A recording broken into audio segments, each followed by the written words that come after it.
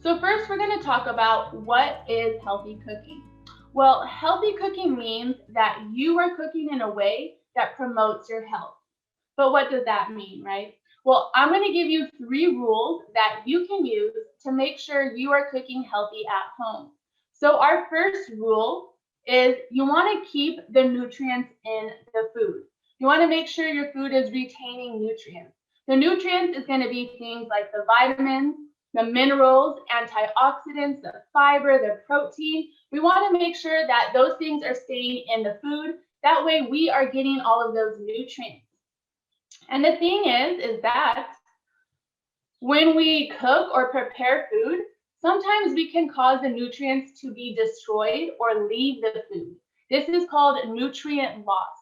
And high levels of heat, light, or oxygen can cause nutrition loss.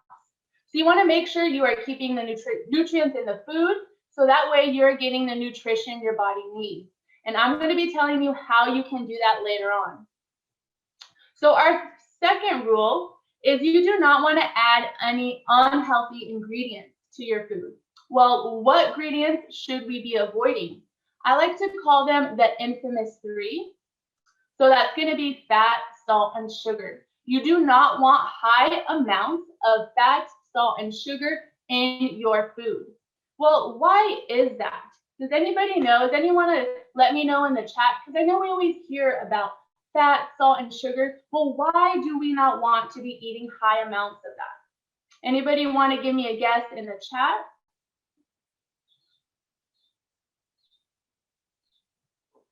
Someone said insulin. Yeah. Water retention. Yes, definitely for salt, right? Thank you guys. Thank you for your answers. So overall, eating high amounts of fat, salt, and sugar is going to put you at risk for disease, such as high blood pressure, high cholesterol levels, heart attack, stroke, diabetes, right? So we really want to prevent those things. Well, the problem is that we know that fat, salt, and sugar is what makes the food taste yummy, right?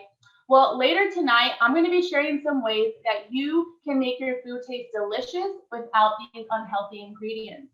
And I think that's really the key to healthy cooking because we're getting rid of these unhealthy ingredients. And at the same time, we need to compensate for flavor. So we'll be talking about how to do that later. All right, so our third rule, our last rule for healthy cooking is you do not want to eat burnt food. You want to avoid burnt food. And you don't want to cook food to be black, to be burnt, to be crispy, because this actually causes toxins to form in the food.